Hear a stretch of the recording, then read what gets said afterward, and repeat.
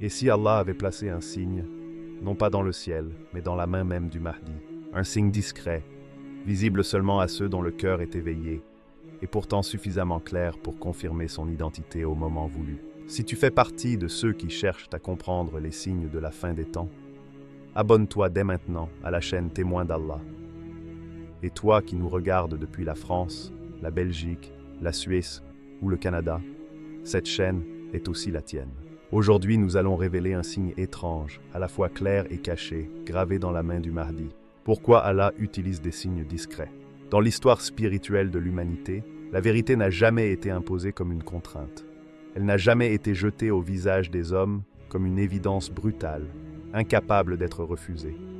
Allah, dans sa sagesse parfaite, n'a jamais cherché à écraser les consciences par la démonstration. Au contraire, il a toujours laissé à l'être humain l'espace du choix, du doute, de la réflexion et parfois même de l'erreur. C'est dans cet espace que la foi prend racine. Un signe trop éclatant supprime l'épreuve. Il annule la liberté intérieure. Lorsqu'une chose devient absolument indiscutable, elle cesse d'être un test spirituel. Elle devient un simple constat. Or, la foi n'est pas un constat, c'est une orientation du cœur. C'est précisément pour cette raison qu'Allah privilégie les signes discrets. Il ne force pas l'adhésion, il la révèle. Dans chaque époque, ceux qui cherchent la vérité ne la trouvent jamais par hasard. Ils la reconnaissent parce qu'ils y sont préparés intérieurement. Les autres passent à côté, parfois sans même se rendre compte qu'ils ont frôlé quelque chose d'essentiel. Ce n'est pas une injustice, c'est une cohérence divine. Car la vérité ne se montre pleinement qu'à ceux qui acceptent d'être transformés par elle. Le Mahdi s'inscrit exactement dans cette logique. Son rôle n'est pas de s'imposer comme une évidence spectaculaire. Il n'est pas un phénomène conçu pour impressionner les foules, ni une figure destinée à satisfaire la curiosité spirituelle. S'il l'était, il provoquerait une reconnaissance massive, rapide, émotionnelle, mais fragile. Une reconnaissance fondée sur l'étonnement et non sur la conviction profonde. Un signe trop clair attirerait ceux qui cherchent des sensations, des preuves instantanées, des certitudes confortables. Or, Allah ne cherche pas des spectateurs. Il cherche des cœurs sincères, des cœurs capables d'attendre sans exiger, des cœurs capables de reconnaître sans applaudir, des cœurs capables de croire sans être forcés. C'est ici que le signe discret prend tout son sens. Il n'est ni absent, ni évident. Il est présent, mais silencieux. Visible, mais non intrusif. Il se manifeste de manière suffisamment subtile pour ne pas attirer l'attention de ceux qui regardent sans voir, et suffisamment clair pour éveiller ceux qui observent avec profondeur. Le signe sur la main du Mahdi répond à cette pédagogie divine. Il n'est pas un miracle éclatant qui suspendrait la raison. Il n'est pas non plus une marque insignifiante que l'on pourrait attribuer au hasard. Il existe dans cet entre-deux troublant, inconfortable, dérangeant parfois, qui oblige à se poser des questions plutôt qu'à tirer des conclusions rapides. Allah éprouve les cœurs non pas par l'absence de signes, mais par leur discrétion. Un signe discret oblige à ralentir.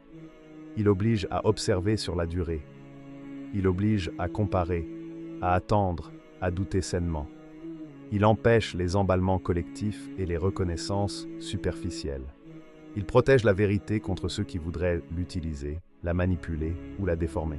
Car chaque signe évident attire aussi les opportunistes, les faux croyants, ceux qui cherchent le pouvoir, l'influence ou la reconnaissance sociale. Un signe discret agit comme un filtre. Il laisse passer ceux qui sont patients, humbles, sincères. Il décourage ceux qui cherchent une confirmation rapide pour nourrir leur ego ou leurs ambitions. C'est pourquoi le signe ne crie jamais. Il ne s'annonce pas. Il ne se met pas en scène. Il ne cherche pas à être interprété immédiatement. Il attend. Il accompagne. Il se laisse découvrir lentement.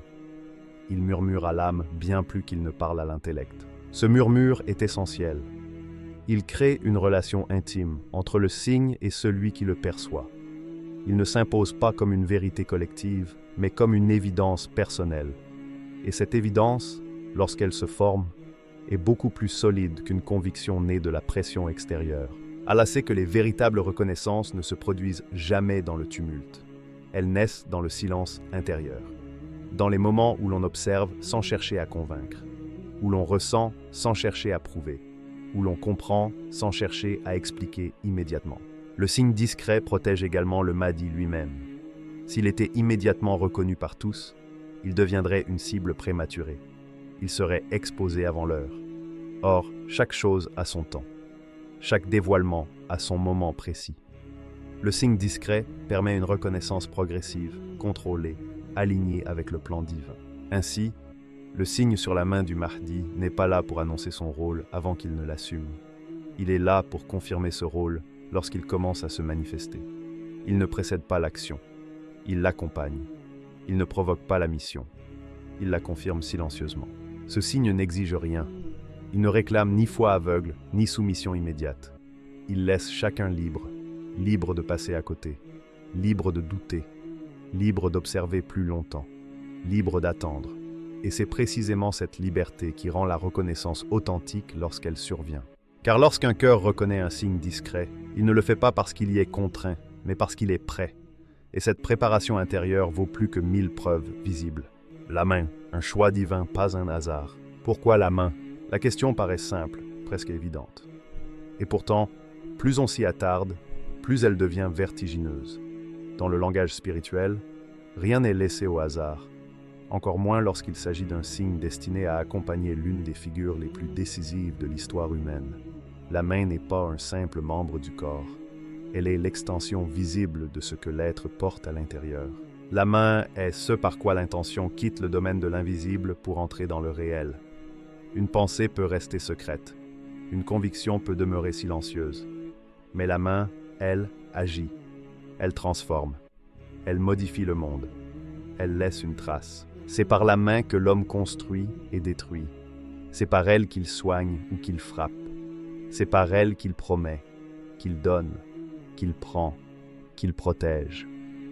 La main est le lieu où la responsabilité devient concrète, là où l'engagement cesse d'être une idée pour devenir un acte. Placer un signe sur la main du Mahdi, c'est donc placer ce signe au point exact où la mission se manifeste. Pas dans les pensées, pas dans les intentions invisibles, mais dans l'action réelle, mesurable, assumée. Le Mahdi n'est pas destiné à rester un simple symbole spirituel contemplé de loin. Il n'est pas une figure figée dans la théorie ou dans le discours. Son rôle implique des décisions, des choix, des gestes lourds de conséquences. La main devient alors le miroir de cette charge. Elle accompagne chaque pas, chaque engagement, chaque mouvement vers l'accomplissement de la mission. Si le signe avait été placé sur le visage, il aurait attiré les regards superficiels. Le visage est le lieu de l'apparence, de l'identité sociale, de ce que l'on montre au monde. Or, le Mahdi ne se reconnaît pas à son apparence. Son visage peut être oublié, confondu, ignoré. Il ne porte pas la vérité de sa mission sur ses traits. S'il avait été placé sur le cœur, il serait resté trop intime, trop intérieur. Le cœur est le lieu de l'intention, de la foi, de la sincérité profonde. Mais le cœur du Mahdi est déjà aligné. Sa pureté n'a pas besoin de signes visibles. Elle est connue d'Allah avant d'être reconnue par les hommes. La main, elle, se situe à la frontière entre l'intérieur et l'extérieur. Elle relie ce que l'on est à ce que l'on fait. Elle traduit la foi en mouvement. Elle révèle la sincérité à travers les actes. Elle expose la responsabilité sans dévoiler l'intimité. Le signe sur la main n'impose donc rien. Il ne s'offre pas comme une preuve permanente. Il ne s'affiche pas à chaque instant. Il accompagne les gestes, mais ne les domine jamais. Il est présent sans s'imposer. Il se laisse voir parfois et se cache à d'autres moments. Comme si Allah avait voulu que ce signe se manifeste uniquement lorsque l'action elle-même le rend pertinent. Lorsque le geste accompli appelle une confirmation. Lorsque l'acte posé exige un éclairage spirituel. Lorsque l'histoire atteint un point où le silence du signe n'aurait plus de sens. Il y a dans cette discrétion une intelligence profonde. Le signe ne précède pas l'action, afin de ne pas la conditionner. Il ne la suit pas non plus systématiquement, afin de ne pas devenir un argument.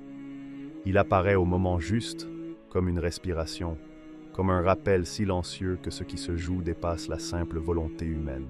La main du Mahdi devient ainsi un espace de dialogue entre le visible et l'invisible. Ceux qui observent sans précipitation remarquent que certains gestes semblent porteurs d'un poids particulier, que certaines actions résonnent différemment, que certaines décisions, pourtant simples en apparence, laissent une impression durable. Ce n'est pas la forme du geste qui trouble, mais ce qu'il dégage. Une cohérence étrange entre ce qui est fait et ce qui devait être fait. Comme si l'action tombait exactement au bon moment, sans excès ni retard. Le signe accompagne cette justesse. Il n'en est pas la cause, mais le témoin. Il ne dicte pas le mouvement, mais il le confirme. Il ne transforme pas la main en instrument magique, mais en support d'une responsabilité immense. Ainsi, la main du mardi n'est pas une main qui impressionne. Elle n'est pas levée pour être admirée. Elle n'est pas tendue pour être vénérée. Elle agit. Elle s'use. Elle se fatigue. Elle porte le poids des décisions difficiles. Et c'est précisément dans cette banalité apparente que réside la force du signe. Car Allah ne glorifie pas l'inaction. Il glorifie l'obéissance traduite en actes.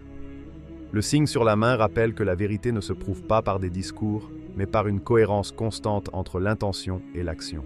Et ceux qui comprendront cela ne chercheront pas le signe dans une exposition permanente.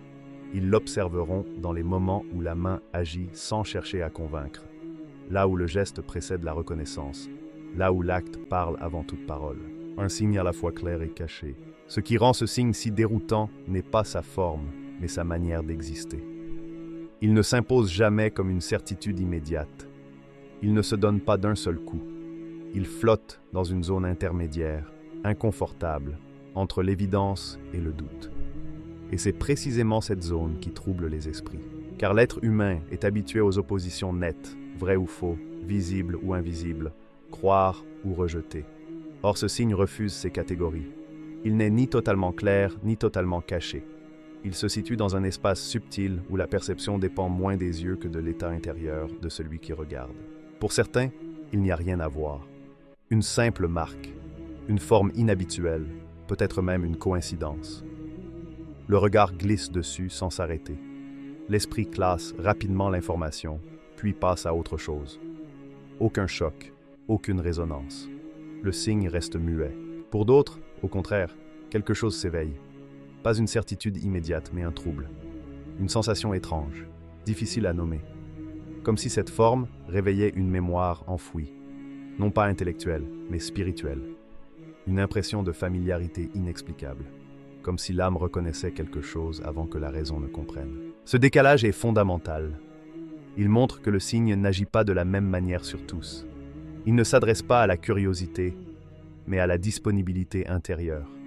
Il ne parle pas à ceux qui cherchent des preuves, mais à ceux qui savent attendre.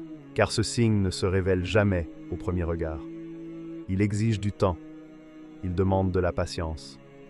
Il oblige à revenir, à observer de nouveau, à comparer, à se taire parfois. Il n'aime pas être scruté avec insistance. Il se ferme lorsque l'on cherche à l'exploiter. Il se dévoile lorsque l'on cesse de vouloir l'utiliser. Plus on le force, plus il se brouille. Moins on le poursuit, plus il devient lisible. Il y a là une loi spirituelle profonde. La vérité ne se laisse jamais capturer par la volonté. Elle se révèle à celui qui renonce à la dominer. Le signe sur la main du Mahdi obéit à cette logique. Il refuse le spectacle, car le spectacle attire les foules, mais il éloigne la compréhension profonde. Un signe spectaculaire aurait provoqué des débats bruyants, des analyses précipitées, des divisions immédiates. Il aurait été commenté, disséqué, instrumentalisé. Le signe discret, lui, échappe à ce tumulte. Il protège sa signification en se rendant insaisissable au regard trop pressé. Ce signe demande parfois même le silence.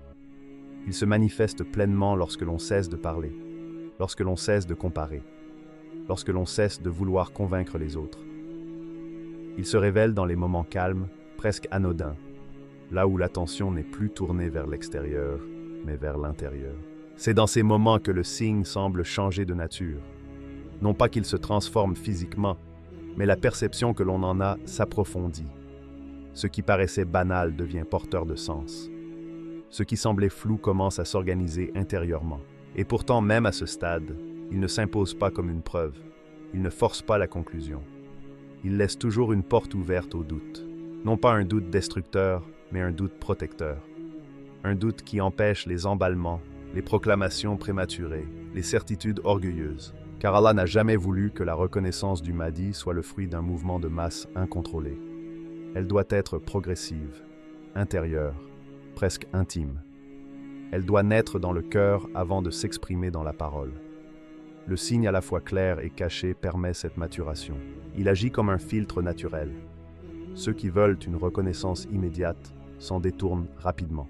Ceux qui cherchent une certitude confortable abandonnent. Ceux qui veulent un symbole à brandir se lassent. Mais ceux qui sont patients restent. Ils observent sans exiger. Ils ressentent sans conclure. Ils attendent sans précipitation. Et dans cette attente, quelque chose se construit. Une cohérence intérieure, une lecture plus fine des événements, une sensibilité accrue aux gestes, aux choix, au silence. Le signe commence alors à dialoguer avec le reste de la réalité. Il ne reste plus isolé, il s'inscrit dans une trame plus large. C'est ainsi qu'il devient progressivement clair, sans jamais perdre sa part de mystère. Il ne s'éclaircit pas par accumulation de preuves, mais par résonance intérieure. Il ne devient pas évident parce qu'il est montré, mais parce qu'il est compris. Cette compréhension ne peut pas être transmise de manière brute. Elle ne peut pas être imposée. Elle se vit, elle se ressent, elle se reconnaît lorsqu'elle est déjà là. C'est pourquoi ce signe ne se dévoile jamais pour convaincre les foules. Les foules regardent trop vite, elles veulent des réponses immédiates. Elles transforment les signes en arguments. Or ce signe refuse d'être un argument. Il se révèle uniquement à ceux qui sont destinés à reconnaître le Mahdi au moment précis où Allah l'a décidé. Pas avant, pas après, au moment juste. Lorsque le cœur est prêt, lorsque l'esprit est calme, lorsque l'ego s'est suffisamment effacé pour laisser place à l'écoute, alors ce qui était caché devient clair, non pas aux yeux de tous, mais aux yeux de celui pour qui ce dévoilement était prévu. La forme étrange du signe. Lorsqu'on tente de décrire la forme de ce signe, les mots semblent toujours insuffisants. Non pas parce qu'elle serait trop complexe, mais parce qu'elle échappe aux catégories habituelles. Elle ne s'inscrit dans aucun alphabet connu. Elle ne correspond à aucun symbole universellement reconnu. Elle ne rappelle ni un signe religieux classique, ni un dessin volontairement tracé. Elle est là, simplement, dans une étrangeté calme. À première vue, certains n'y voient qu'une configuration inhabituelle. Des lignes, des courbes, peut-être une organisation étrange de la peau. Rien de spectaculaire, rien qui impose immédiatement une lecture. Et pourtant, plus on la regarde, plus elle semble refuser d'être réduite à une simple anomalie. La forme donne l'impression que plusieurs lignes distinctes convergent vers un point commun sans jamais se confondre totalement. Elles se rapprochent, se frôlent, semblent dialoguer entre elles, tout en conservant leur singularité. Comme si une unité profonde existait sans effacer la différence. Cette impression laisse une trace subtile dans l'esprit de celui qui observe. Il n'y a pas de centre évident, pas de direction imposée. Le regard ne sait pas immédiatement où se poser. Il circule. Il hésite, il revient. Et dans ce mouvement, quelque chose se produit. L'observateur cesse d'analyser et commence à ressentir. C'est peut-être là que réside la particularité la plus déroutante de ce signe. Il ne se laisse pas saisir par l'intellect. Toute tentative d'interprétation rigide semble glisser sur lui. Il ne se prête pas au schéma. Il ne confirme aucune attente préalable. Il désoriente doucement, sans provoquer de rejet. Certains, en le voyant, ressentent une tension étrange, comme si la forme portait en elle un équilibre fragile entre des forces opposées. Une rigueur silencieuse et une douceur profonde. Une stabilité ferme et une souplesse inattendue. Comme si le signe contenait à la fois la fermeté de la justice et la tendresse de la miséricorde, sans privilégier l'une au détriment de l'autre. D'autres ne cherchent même pas à comprendre. Ils ressentent simplement une paix qui ne s'explique pas, qui ne s'impose pas, mais qui s'installe lentement. Une sensation de justesse, comme si cette forme occupait exactement la place qui devait être la sienne. Ni trop peu. Ce ressenti varie d'une personne à l'autre, et c'est là un autre aspect troublant. Le signe ne provoque jamais une réaction uniforme. Il agit comme un miroir intérieur. Il révèle quelque chose de celui qui regarde plus qu'il ne révèle quelque chose de lui-même. Chez certains, Il éveille une curiosité intellectuelle frustrée. Chez d'autres, une émotion inattendue. Chez d'autres encore, une indifférence totale. Comme si la forme restait muette face à ceux qui cherchent à la posséder par l'analyse, mais s'animait face à ceux qui l'accueillent sans attente. Cette forme ne raconte pas une histoire claire. Elle ne délivre aucun message explicite. Elle ne pointe pas vers une direction précise. Et pourtant, elle semble dire quelque chose d'essentiel sans jamais le formuler. Elle rappelle que le Mahdi n'est pas là pour entrer dans des cadres préexistants. Il ne correspond pas aux projections humaines. Il ne valide pas les attentes accumulées au fil des siècles. Il n'incarne pas une image figée, mais un mouvement, un ajustement, une correction silencieuse. De la même manière que la forme du signe refuse d'être enfermée dans un symbole connu, la mission du Mahdi refuse d'être enfermée dans des scénarios humains. Ce signe semble murmurer que ce qui vient ne ressemblera pas à ce qui a été imaginé, que la réalité dépassera les représentations. La forme étrange agit alors comme un avertissement discret. Elle invite à abandonner les comparaisons, à renoncer aux attentes rigides, à accepter que le plan divin ne se plie pas aux constructions mentales. Plus on cherche à dessiner précisément ce signe, plus il se dérobe. Plus on tente de le reproduire, plus il perd sa force.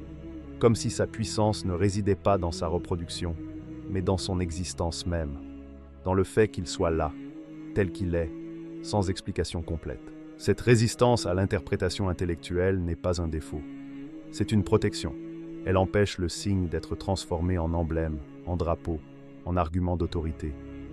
Elle empêche son appropriation. Elle préserve son rôle, accompagné, non dominé. Car un signe trop clair dans sa forme devient rapidement un objet de débat, de division, de revendication.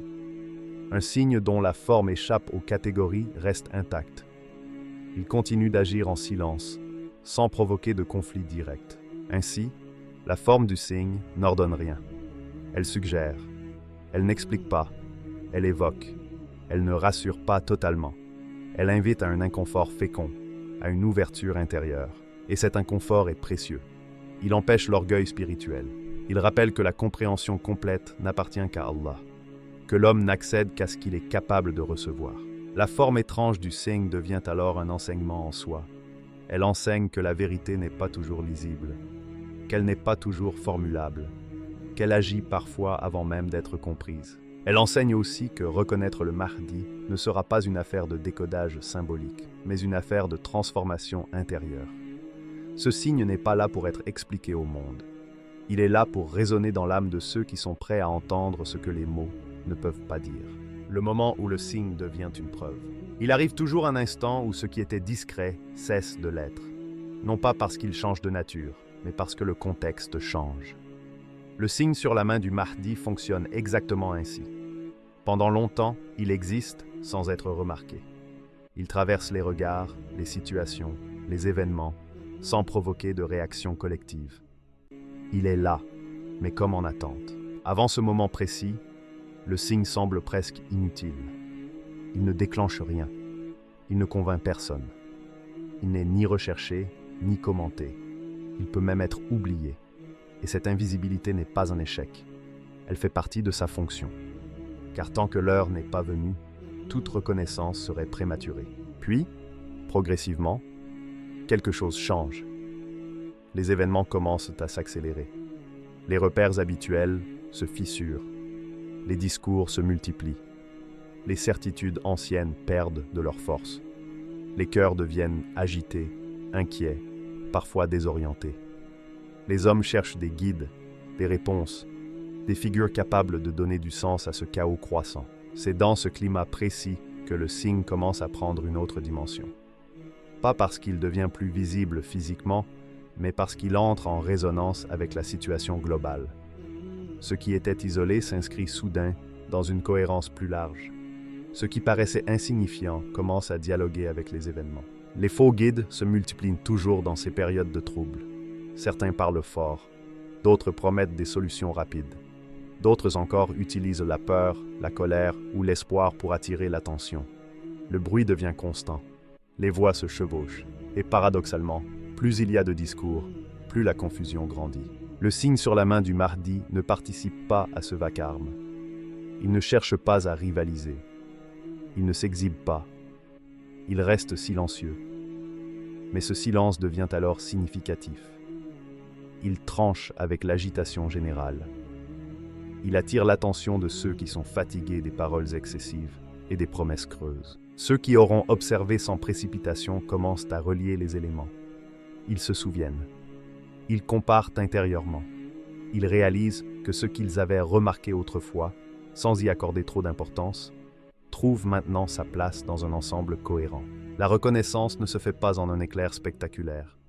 Elle se construit comme une évidence progressive, une évidence calme, presque grave. Ce n'est pas une explosion émotionnelle, mais une certitude silencieuse qui s'installe et ne repart plus. Ceux qui auront attendu sans forcer la reconnaissance comprennent alors pourquoi le signe était discret. Ils comprennent pourquoi il ne s'est jamais imposé plus tôt. Ils comprennent pourquoi il refusait le spectacle. Car s'il s'était révélé avant ce moment, il aurait été noyé dans le bruit, récupéré, déformé. Le signe ne désigne pas le Mahdi avant son heure. Il ne pointe pas un homme du doigt en disant « le voici ». Il agit autrement.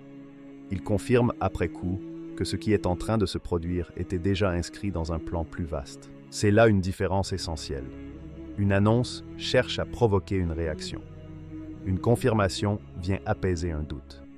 Le signe sur la main du Mahdi n'a jamais pour but de déclencher un mouvement de reconnaissance. Il vient sceller intérieurement une conviction déjà mûrie. À ce stade, ceux qui voient ne cherchent plus à convaincre les autres. Ils n'éprouvent plus le besoin de débattre. La reconnaissance devient personnelle, presque intime. Elle ne réclame pas d'approbation extérieure. Elle ne dépend plus du regard des foules. Ce moment précis agit comme un verrou qui se ferme. Avant, tout restait ouvert. Le doute, l'attente, la possibilité de se tromper. Après, quelque chose se stabilise. Non pas sous la forme d'une certitude arrogante, mais d'un alignement intérieur profond. Les événements continuent de s'intensifier. Les tensions augmentent. Les choix deviennent plus lourds.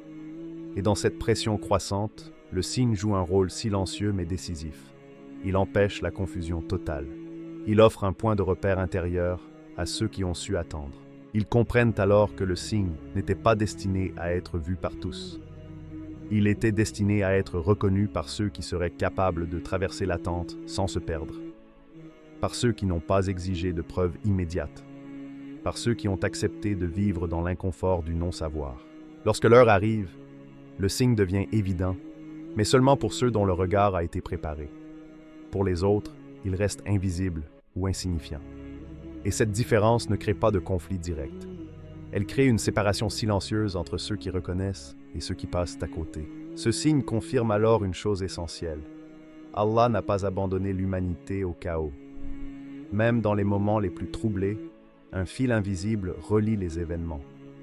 Le signe sur la main du Mahdi est l'un de ses fils. Il ne guide pas les foules, il guide les consciences. Il rappelle que la promesse divine ne se manifeste jamais dans la précipitation. Elle se réalise avec précision, au moment exact, ni trop tôt, ni trop tard. Et lorsque cette confirmation intérieure se produit, elle ne provoque ni exaltation excessive, ni triomphe extérieur. Elle installe une responsabilité nouvelle, car reconnaître n'est jamais la fin du chemin. C'est le moment où le poids de la vérité commence réellement à se faire sentir. Le signe sur la main du Mahdi nous enseigne une leçon essentielle. La vérité ne s'impose jamais brutalement. Elle se révèle à ceux qui sont prêts. Ce signe, à la fois clair et caché, rappelle que la foi est un chemin, pas une réaction instantanée. Si cette vidéo a éveillé quelque chose en toi, abonne-toi à la chaîne Témoin d'Allah, partage ce message et reste attentif aux signes qu'Allah place sur ton chemin. Car parfois, ce que Dieu révèle n'est pas fait pour impressionner, mais pour guider ceux qui savent regarder.